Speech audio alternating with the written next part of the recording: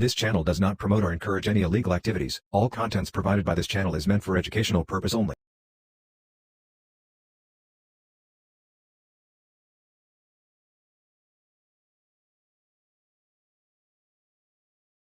Hello everyone, I am Dr. Astos and today I will discuss about a very common infectious bacterial-borne disorder which is known as typhoid fever or enteric fever with its homeopathy treatment and management. Hope you like this video. If you really like my video then please share this and subscribe with your friends. Let's start this video. तो दोस्तों typhoid fever एक आम infectious bacterial born disorder है। ये basically rural area में बहुत ज़्यादा पाया जाता है क्योंकि वहाँ पर ज़्यादा सैनिटाइजेशन नहीं होता है और गंदगी ज़्यादा फैलता है। जहाँ पर गंदगी ज़्यादा फैलता है ये डिजीज बेसिकली वहाँ पर देखा जा सकता है। तो दोस्तों टाइफाइड फीवर जो बैक्टीरिया करता है उसका नाम होता है साल्मोनेला टाइफी। ये जो ट्रांसमिशन है ये होता है फीको ओरल ट्रांसमिशन।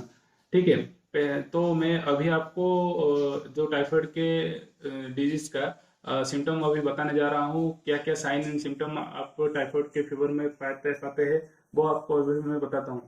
तो दोस्तों बेसिकली टाइफाइड फीवर में जो हम सिम्टम पाते हैं वो होता है मैलेज और साथ ही साथ हेडेक रहता है और इसका जो टेम्परेचर होता है जो बुखार में वो स्टेप लेडर लाइक का टेम्परेचर होता है। स्टेप लेडर लाइक यानी आज अगर आपको 99 डिग्री फ़ारेनहाइट का अगर बुखार है तो कल 100 डिग्री, फिर परसों 101 डिग्री, इस टाइप का स्टेप लेडर लाइक का बुखार देखा जाता है आपका बॉडी में। साथ ही साथ आपका एब्डोमिनल क्रैम्प रहता है यानी आपका पेट में बहुत दर्द करेगा और नोजिया रहेगा, वोमिटिंग रहेगा, साथ ही साथ कंस्टिपेशन भी आपका रहेगा। ठीक है, और लेटर स्टेज में आपका हेपाटोस्प्लिनोमेगाली भी देखा जाता है और साथ ही साथ रिलेटिव ब्रैडिकार्डिया भी देखा जा सकता है। ठीक है, और ये पहला वीक में ये सब सिम्टम दिखेगा और पहला वीक का एंडिंग में आपका बॉडी में छोटा छोटा रेड स्पॉट दिखेगा, उसको रोज स्पॉट बोलते हैं। ठीक है, ये बेसिकली 3 से 5 दिन तक ये आपका बॉडी में अपेयर करेगा और अपने आप हट जाएगा। ठीक है, तो तीसरा वीक में आपका ये जो बॉडी का जो सिम्टम का इंटेंसिटी बढ़ जाएगा, साथ ही साथ आपका बॉडी में ट्रैकीपेनिया देखा जाएगा विथ एक्सट्रीमली टॉक्सिसिटी। आपका बॉडी में इन्फेक्शन बहुत ज़्यादा बढ़ जाएगा। ठीक है, और आपका डेल्यूरियम भी रहेगा यानी चक्कर आपका दिमाग में चक्कर आने लगेगा और एडवांस केस में पॉलीन्यूरोपैथी भी दिखेगा। ठीक है, फिट्स आएगा, कभी कभी कुछ केस में पेशेंट कोमा में भी चला जाता है। ठीक है, तो दोस्तों ये जो डिजीज होता है इसका कॉम्प्लिकेशन में बेसिकली इंटेस्टाइनल हेमोरेज देखा जाता है और कभी कभी इंटेस्टाइनल परफोरेशन भी देखा जाता है। अगर इंटेस्टाइनल परफोरेशन हो जाएगा तो आपके अंदर पेरिटोनाइटिस और एसाइटिस भी देखा जाता है।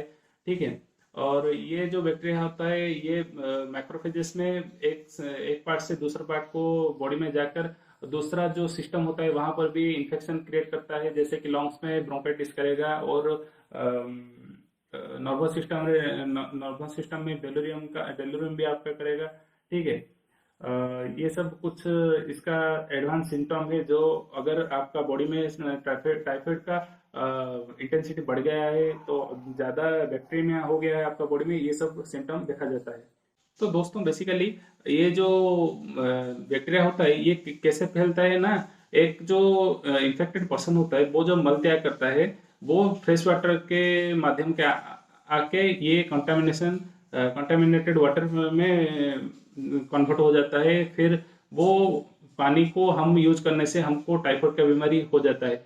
और वो जो मल त्याग करता है वहां पर अगर कोई मक्खी वगैरह बैठकर अगर आके हमारा खाने में अगर बैठ जाएगा तो इस माध्यम से भी हमारा बॉडी में टाइफाइड आ जाता है। ठीक है, ये बैक्टीरिया पहले जाकर हमारा इंटेस्टाइन में कॉलोनी उसका फॉर्मेशन करता है, 1 से 2, 2 से 4, 4 से 8 ऐसे उसका कॉलोनी फॉर्मेशन कर करके ज्यादा एट लास्ट बहुत सारा बैक्टीरिया हो जाता है। जब बॉडी में बैक्टीरिया का परिमाण बढ़ जाता है तब हमारा बॉडी में सिम्टम आना शुरू हो जाता है। ठीक है, तो ऐसे वो हमारा बॉडी में इन्फेक्शन क्रिएट करता है। टाइफाइड का बीमारी जानने के लिए हम पहले जो पहला वीक है उस पहले वीक में हमको ब्लड टेस्ट कर लेना चाहिए। ब्लड का सीबीसी करना चाहिए। ब्लड सीबीसी से हमको पता चल जाएगा कि इसमें टाइफाइड का बैक्टीरिया है या नहीं है आपका बॉडी ब्लड में, ठीक है। दूसरा वीक में आपका यूरिन में जाके टेस्ट करना पड़ेगा। यूरिन में अगर बैक्टीरिया होगा तो वो दूसरा वीक में पता चलेगा। तीसरा वीक में आपका स्टूल टेस्ट करा जाएगा और स्टूल टेस्ट में आपको पता चल जाएगा कि आपका बॉडी में बैक्टीरिया है या नहीं है। तो और एक जो इन्वेस्टिगेशन है जो कि हमारा बहुत यूज होता है वो होता है Widal test. Widal test is suitable test for typhoid fever. और एडवांस स्टेज में हमारा पॉलीमरेज चेन रिएक्शन टेस्ट भी करा जाता है टाइफाइड बैक्टीरिया को डिटेक्ट करने के लिए। तो दोस्तों मैं अब आपको होम्योपैथी ट्रीटमेंट के बारे में बताने जा रहा हूँ। कौन सा हमारा होम्योपैथी में मेडिसिन से जो कि हम टाइफाइड के बीमारी में दे सकते हैं। तो जो पहला दवा आता है वो होता है arsenic album. Arsenic album basically हम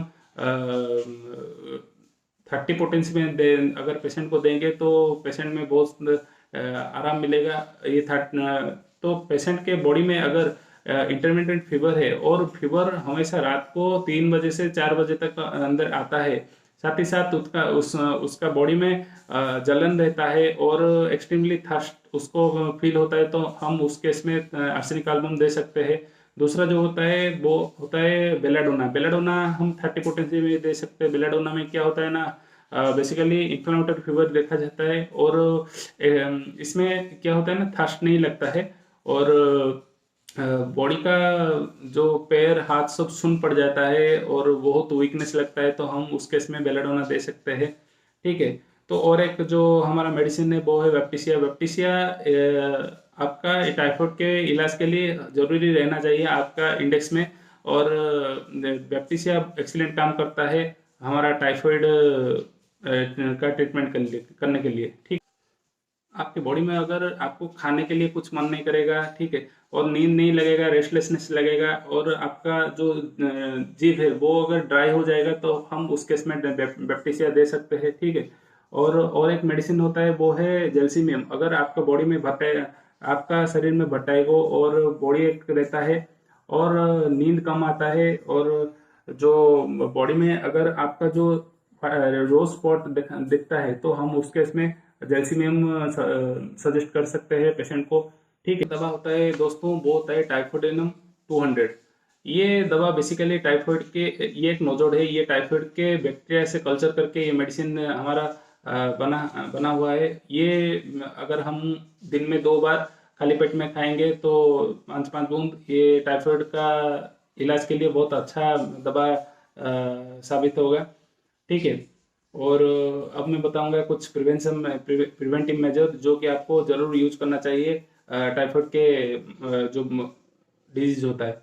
तो बेसिकली क्या करेंगे ना, हम जब हम खाना खाते हैं वो तब हाथ को अच्छे से धो लेना चाहिए। हमेशा गर्म खाना चाहिए और बाहर कोई भी होटल या ढाबा जो होता है वहां पर खाना आप नहीं खाना चाहिए, क्योंकि वहां पर पता नहीं कौन सा कंटामिनेटेड वाटर अगर खाना बना देंगे तो वो आपको इन्फेक्टेड कर देगा। तो इसीलिए जब भी खाते हैं हाथ को धोकर खाइए, हमेशा गर्म खाना खाइए और स्वस्थ पानी पिए, ठीक है। और ऐसा भी होता है दोस्तों, कभी कभी अगर कोई इन्फेक्टेड टाइफाइड पर्सन अगर खाना बनाता है, हम उस खाना को खाते हैं तो हमको हो सकता है कि हमको टाइफाइड हो जाएगा, ठीक है। तो हम ये कुछ जो चीज होता है हमको ध्यान देना चाहिए। साथ ही साथ अगर हमको टाइफाइड हो गया है, हम नॉनवेज को अवॉइड करना चाहिए और साथ ही साथ जितना भी हो सकता है ग्रीन वेजिटेबल हम अगर खाएंगे तो ये हमारा बॉडी को बहुत हेल्प और मददगार साबित होगा, ठीक है। तो दोस्तों टाइफाइड के लिए एक वैक्सीन भी हम ले सकते हैं।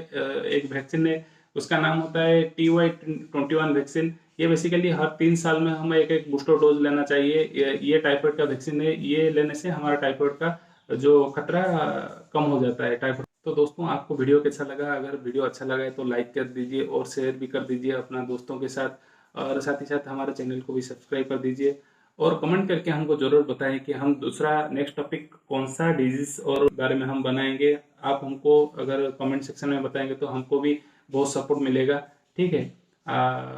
तो फिर मिलते हैं और एक नया वीडियो से। तब तक जय जगन्नाथ, जय हिंद, जय भारत, नमस्ते।